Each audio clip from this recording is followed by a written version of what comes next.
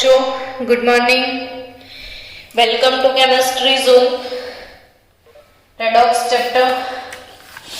वैसे बच्चों को टफ लगता है, लेकिन इतना टफ तो है ही नहीं। ये चैप्टर बहुत अच्छा चैप्टर है, बहुत ज्यादा टफ नहीं है। पर क्यों बच्चों को टफ लगता है वो मुझे नहीं पता। चलो, आज हम लोग पढ़ने वाले हैं बाकी के दो टाइप। हमारा बेसिक टॉपिक था type of redox reactions, types of redox reactions.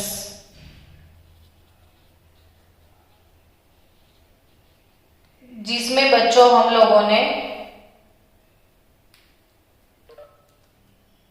Displacement,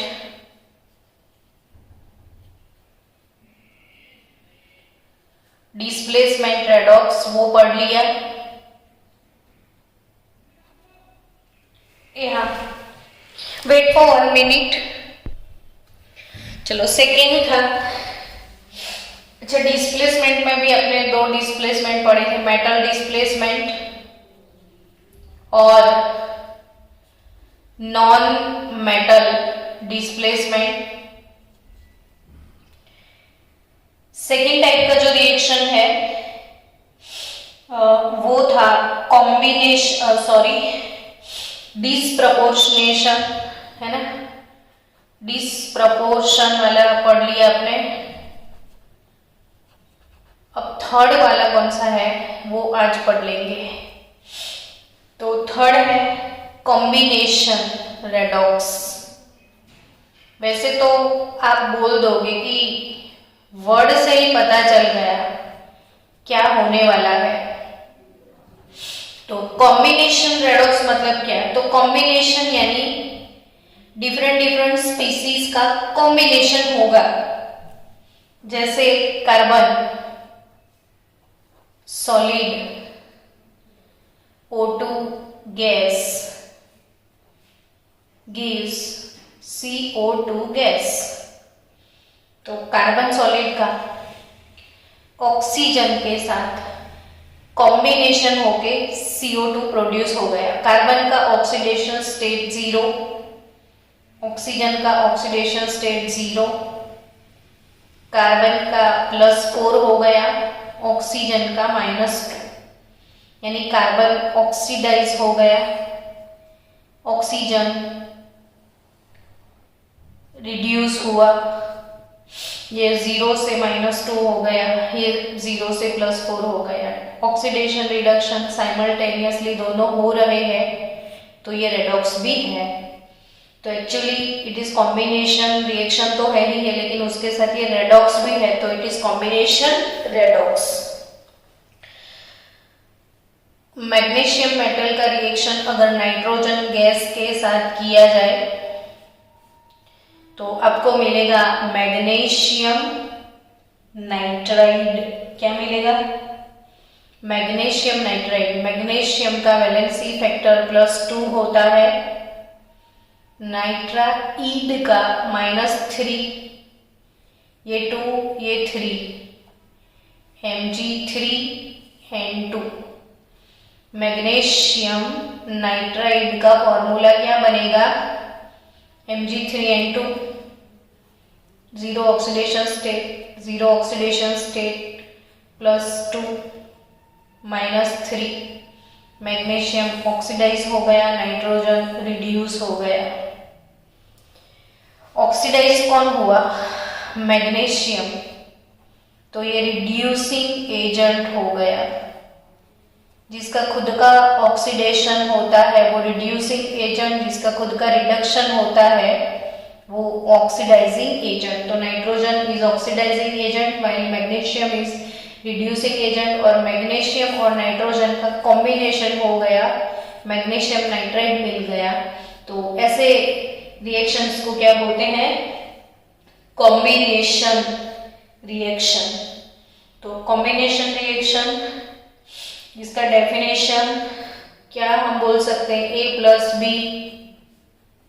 gives C, यानी कि either A or B or both A and B must be in the elemental form for such a reaction to be a redox reaction.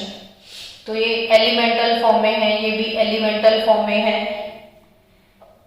तो elemental form में हो या ना हो, combination होके कुछ मिलता है तो जिसे रेडॉक्स हम लोग बोल देते हैं। चलो second, next type, fourth, combination का ऑपोजिट टाइप। कॉम्बिनेशन का ऑपोजिट रिएक्शन कौन है? डीकंपोजिशन। Decomposition redox. तो डीकंपोजिशन रेडॉक्स मतलब क्या है? तो कि कॉम्बिनेशन मतलब क्या है? दो स्पीसीज का कॉम्बिनेशन। तो ये स्पीसीज को अगर ब्रेक कर दो तो decomposition.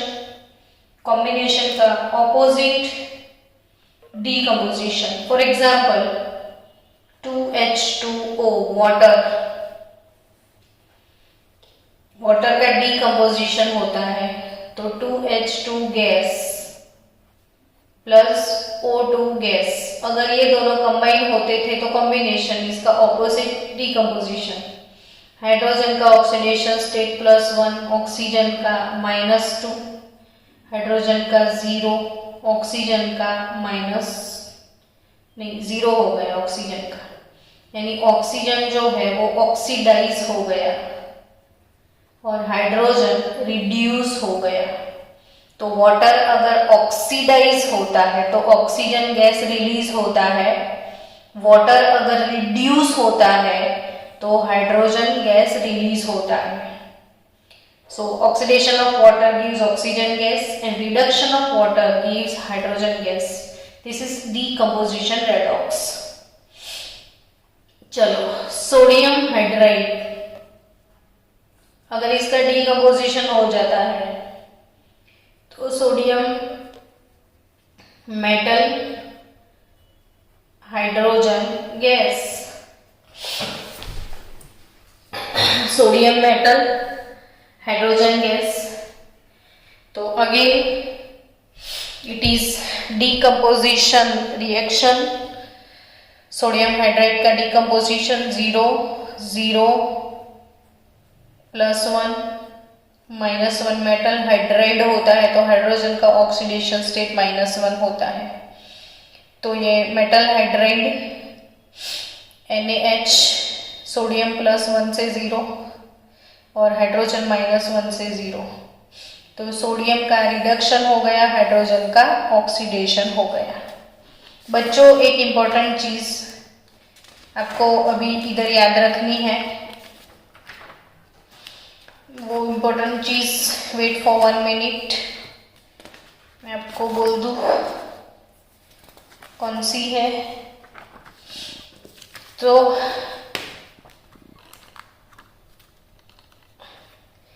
Lithium, aluminium hydride, sodium, borohydride, magnesium hydride, lithium hydride, sodium hydride. तो हाइड्रोजन प्लस मेटल का कॉम्बिनेशन होके जो मेटल हाइड्राइड हमको मिलते हैं, मेटल हाइड्राइड। तो ये एक आईएमपी चीज है आपके लिए बच्चों कि जनरली देखो हाइड्रोजन ऑक्साइड, तो इसमें ऑक्सीजन नॉन मेटल है। तो नॉन मेटल के साथ जैसे कार्बन CH4, तो कार्बन नॉन मेटल है। तो हाइड्रोजन ऐसे नॉन मेटल के साथ जैसे अमोनिया है तो नाइट्रोजन नॉन मेटल है। तो हाइड्रोजन का कंपाउंड जब भी नॉन मेटल के साथ होता है, यानी कि जितने भी नॉन मेटल हाइड्राइड है उसमें हाइड्रोजन का ऑक्सीडेशन स्टेट हमेशा हम +1 लेते हैं। लेकिन हाइड्रोजन कभी मेटल के साथ आ गया, इन metal hydride, oxidation state of hydrogen is considered as -1, क्योंकि मेटल तो हमेशा इलेक्ट्रोपॉजिटिव होता है और नॉन मेटल इलेक्ट्रोनेगेटिव होता है। तो नॉन मेटल के साथ हाइड्रोजन पॉजिटिव हो जाता है और पॉजिटिव के साथ हाइड्रोजन नेगेटिव हो जाता है। तो ये एक चीज नीट जी का एक आईएमपी क्वेश्चन है, ये क्वेश्चन नीट में था।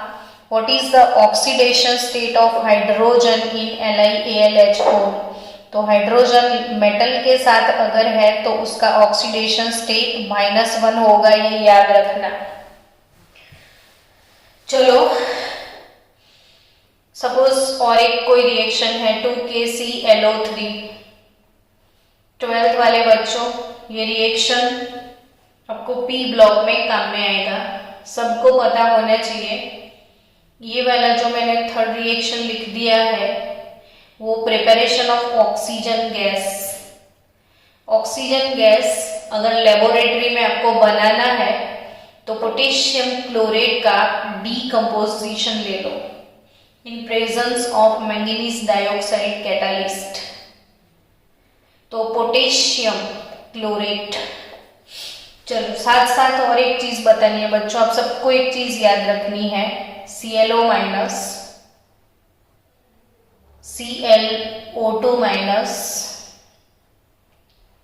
ClO3 minus, ClO4 minus. सब लोग एक चार्ट पेपर पे लिख के अपने घर में वॉल पे लगा देना।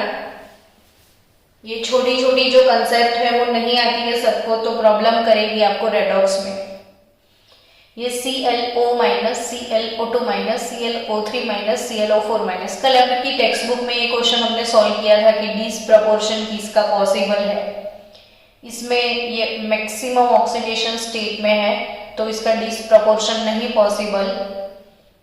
बाकी सबका डिसप्रपोर्शन, इसमें 5 है, 4 3 है और ये +1 क्लोरीन का ऑक्सीडेशन स्टेट।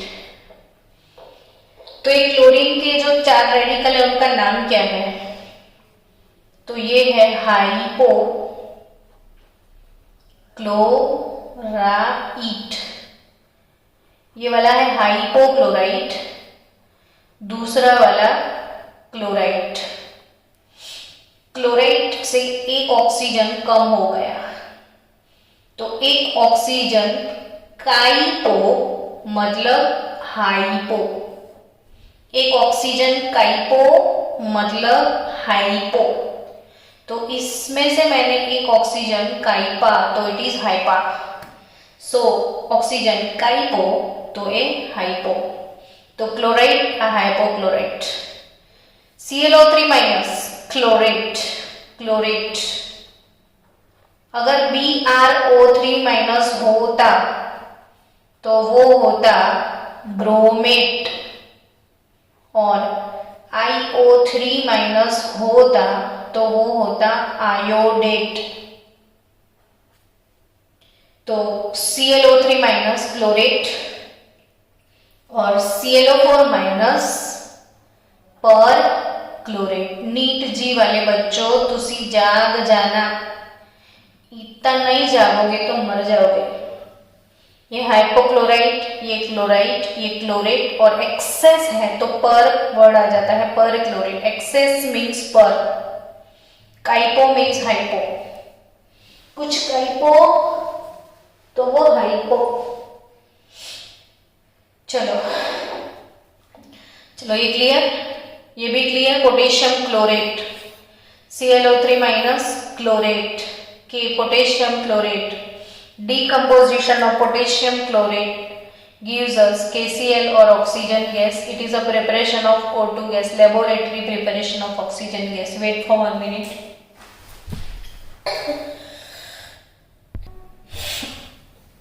तो concept clear, okay.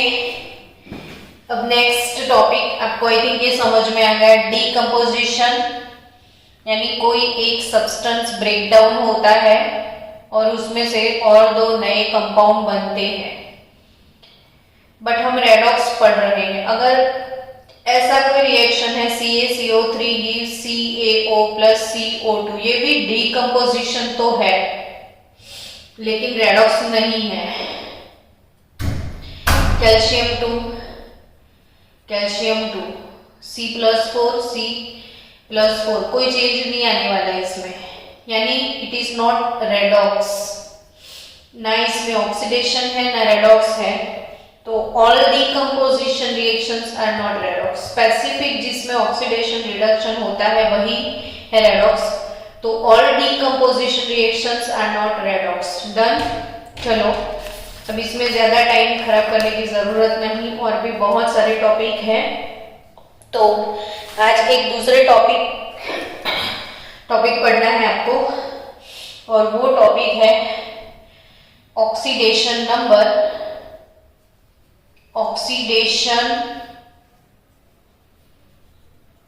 Number and nomenclature. Oxidation number and nomenclature. अब वापिस नॉमेनक्लेचर कहाँ से आ गया? नहीं तो भाई मैंने इसमें कुछ नहीं किया, ये रोमन साइंटिस्ट जो थे वो आपको डिस्टर्ब कर रहे हैं, मैं नहीं।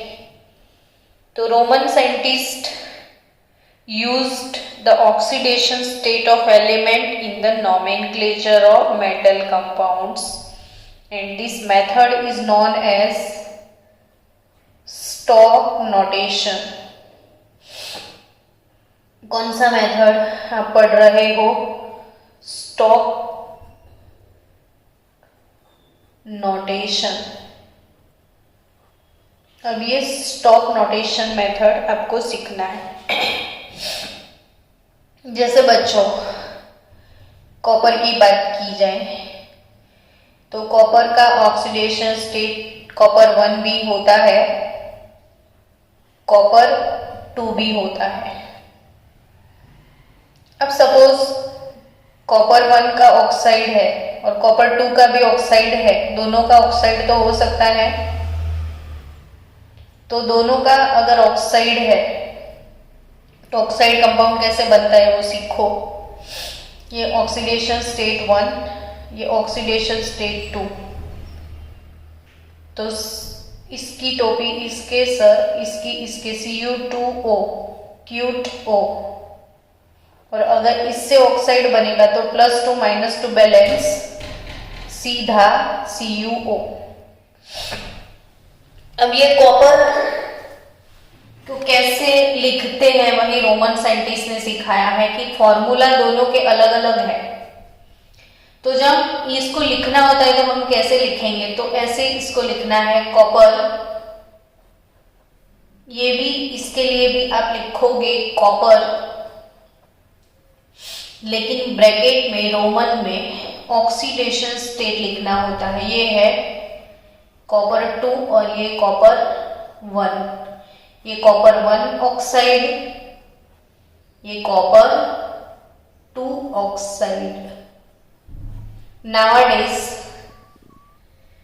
थोड़ा डिफरेंट मेथड भी है हमारे पास कि एक्चुअली बचा लो, कॉपर 1 इसको हम बोलते हैं क्यूप्रस और ये है क्यूप्रिक। कॉपर 1 यानी क्यूप्रस, कॉपर 2 यानी क्यूप्रिक। तो ये है क्यूप्रस ऑक्साइड, यह है क्यूप्रिक ऑक्साइड। क्यूप्रस ऑक्साइड, यह है क्यूप्रिक ऑक्साइड। लेकिन अकॉर्डिंग टू स्टॉक नोटेशन इसको ऐसे लिखना है कॉपर 1 ऑक्साइड, कॉपर 2 ऑक्साइड। चलो Fe की बात करें तो Fe का ऑक्सीडेशन स्टेट Fe2, Fe3 दोनों पॉसिबल है। ये -2, ये -2। सपोज इसका ऑक्साइड बनाना है तो Fe2 का ऑक्साइड FeO बनेगा, Fe3 का ऑक्साइड ये 3, ये 2, तो Fe2 O3 बनेगा। अब इन दोनों के नाम आप कैसे लिखोगे? तो इसका नाम लिखना है ना, तो आयन, ये भी आयन ऑक्साइड है, तो ये आयन 2 ऑक्साइड ऐसे लिखोगे आप। और इसके लिए आयन 3 ऑक्साइड ऐसे आपको लिखना है। ये वाला कंपाउंड है आयन 2 ऑक्साइड और ये वाला कंपाउंड है आयन 3 ऑक्साइड। समझे? Same way Fe2 SO4 -2 ion sulphate दोनों ही बनाते हैं। Fe2 सल्फेट, Fe3 भी सल्फेट बनाएगा, तो Fe2 का सल्फेट होगा तो FeSO4 होगा। अगर Fe3 का सल्फेट होगा तो Fe2SO4 थ्राइस होगा। अब ये दोनों सल्फेट को कैसे लिखना होता है? तो आयरन 2 सल्फेट और इसको कैसे लिखोगे? Iron 3 sulphate. आई थिंक आपको समझ में आ गया कि जो भी ऑक्सीडेशन स्टेट होता है इसे रोमन में ऐसे ब्रैकेट में लिखना होता है। सपोज मेरे पास Mn2O7 है, तो अकॉर्डिंग टू स्टॉक नोटेशन मुझे उसको कैसे लिखना है? तो Mn मीन्स मैंगनीज, ब्रैकेट में इसका ऑक्सीडेशन स्टेट, और ऑक्सीजन के लिए मुझे क्या लिखना है? ऑक्साइड। अब x सपोज कर लो, तो 2x plus 7 into bracket -2 is equal to 0, तो 2x -14, तो x इज 7, तो रोमन में V और I। मैंगनीज 7 ऑक्साइड, Mn2O7 के लिए क्या लिखोगे आप? Manganese 7 oxide. अच्छा, V2O5 है अगर आपके पास, तो क्या लिखोगे? तो V मीन्स क्या? तो वेनेडियम,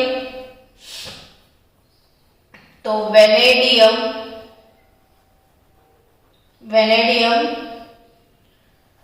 5 ऑक्साइड, वेनेडियम 5 ऑक्साइड, तो V2O5, vanadium 5 oxide V2O5। Students again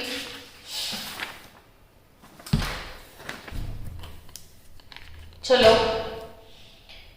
important बातें याद रखना कि जनरली स्टॉक नोटेशन, ये 1-2 लाइन जो एमसीक्यू में पूछ लेते हैं आपको, तो इसके लिए ये स्टेटमेंट याद रखना कि stock notation method is used, stock notation method is used for metals only.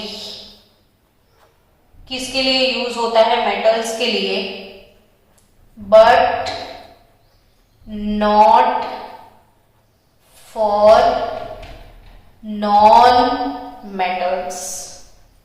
तो जनरली ये किसके लिए है स्टॉक नोटेशन बच्चा लोग? मेटल्स के लिए, नॉन मेटल के लिए नहीं। ओके, अब और एक चीज मुझे सिखानी है, ध्यान से सीख लो कि अगर मेरे पास कंपाउंड है K2 Cr2O7 पोटेशियम डाइक्रोमेट। अब इसमें 2 मेटल है आपके पास, पोटेशियम भी है, क्रोमियम भी है, तो अब आप किसका ऑक्सीडेशन स्टेट लिखोगे? तो बच्चा लोग आपको इधर क्रोमियम का लिखना है। अब आप बोलोगे पोटेशियम का क्यों नहीं? तो पोटेशियम कौन से ग्रुप का मेंबर है? जरा फास्ट आंसर देना तो बच्चों, पोटेशियम कौन से ग्रुप का मेंबर है? आपका आंसर नहीं आया अब तक।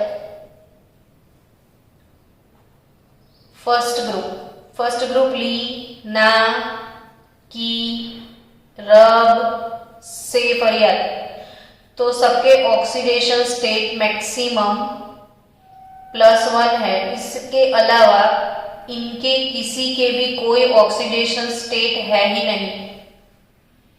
जब इनके ऑक्सीडेशन स्टेट +1 के अलावा कभी चेंज ही नहीं होते हैं तो मेंशन करने की कोई जरूरत नहीं है, ये हमेशा +1 होंगे। सो इसीलिए पोटेशियम जिसका ऑक्सीडेशन स्टेट फिक्स होता है, चेंज नहीं होता है, जैसे Fe का चेंज हो सकता है, Fe2 भी होगा, Fe3। आप मैंगनीज की बात करो ना, तो मैंगनीज 2 होता है, मैंगनीज 3 होता है, 4 होता है, 5 होता है, 7 होता है, 6 होता है, कितने सारे। तो जिनका ऑक्सीडेशन स्टेट चेंज होता है उनके लिए मेंशन करना जरूरी है। तो क्रोमियम का चेंज होता है, पोटेशियम का नहीं। तो इसीलिए अब ये वाले कंपाउंड को आप कैसे लिखोगे, तो पोटेशियम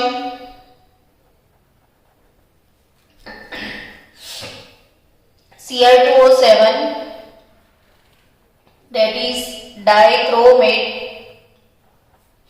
और ब्रैकेट में क्रोमियम का ऑक्सीडेशन स्टेट 6, पोटेशियम डाइक्रोमेट और ब्रैकेट में क्रोमियम का ऑक्सीडेशन स्टेट आपको लिखना है। सो बच्चों, मैं आपको 10-12 कंपाउंड होमवर्क में दे रही हूँ जिसके आप नाम लिखोगे Na2Cr2O4, Na2Cr2O7, Na2CrO4, Cr2O3। तो इन सबके MnO2, तो ये सबके नाम आप लिख देना। आपकी टेक्स्ट बुक में टेक्सचुअल जो प्रॉब्लम है, इसमें आपको एक प्रॉब्लम ये दिया गया है कि stock notation, according to stock notation सबका नोमेनक्लेचर आपको लिखना है। देखो तो टेक्सचुअल एक्सरसाइज में कौन सा प्रॉब्लम है ये, अकॉर्डिंग टू स्टॉक नोटेशन आपको नाम लिखना है। Problem 8.3 text book, problem 8.3 using stock notation represent the following compounds HAuCl4। अब इसको अकॉर्डिंग टू स्टॉक नोटेशन आपको लिखना है। तो इसमें हाइड्रोजन का कभी चेंज नहीं होने वाला है, मेटल के साथ है। तो क्लोरीन नॉन मेटल है तो आपको गोल्ड का ही ऑक्सीडेशन स्टेट लिखना पड़ेगा। तो हाइड्रोजन का +1, गोल्ड का X, क्लोरीन का -1 इज इक्वल टू 0। तो 1 + x - 4 इज 0, तो +3। तो according to stock notation HAu in bracket 1 2 3 Cl4। तो ये हो गया according to Roman stock notation. तो आपको ऐसे सारे कंपाउंड, जैसे दूसरा कंपाउंड है Tl2O, थैलियम ऑक्साइड दिया गया है। तो अब इसमें थैलियम का ऑक्सीडेशन स्टेट निकलेगा 1। तो इसको according to stock notation thallium 1O ऐसे लिखना है। नेम भी लिखोगे आप, थैलियम 1 क्लोराइड, थैलियम 1 ऑक्साइड। जैसे Fe2O3 है, तो उसको कैसे लिखोगे Fe2O3 को अकॉर्डिंग टू स्टॉक नोटेशन? तो Fe2 ब्रैकेट में 2, ब्रैकेट में 3 है ना, ये तो O3। तो ब्रैकेट में रोमन में ऐसे ऑक्सीडेशन स्टेट लिखना है, तो इसको स्टॉक नोटेशन बोलते हैं। तो टेक्स्ट बुक का प्रॉब्लम 8.3 आपको ऐसे सॉल्व करना है। प्रॉब्लम 8.3 आपको ऐसे सॉल्व करना है। तो आज आपने क्या सीखा? 2 रेडॉक्स और उसके साथ साथ टाइप ऑफ रेडॉक्स क्लियर हो गया और स्टॉप नोटेशन। अब नेक्स्ट लेक्चर से हम लोग रेडॉक्स को बैलेंस कैसे करते हैं, तो रेडॉक्स बैलेंसिंग ट्रिक सिखाने वाली हूँ।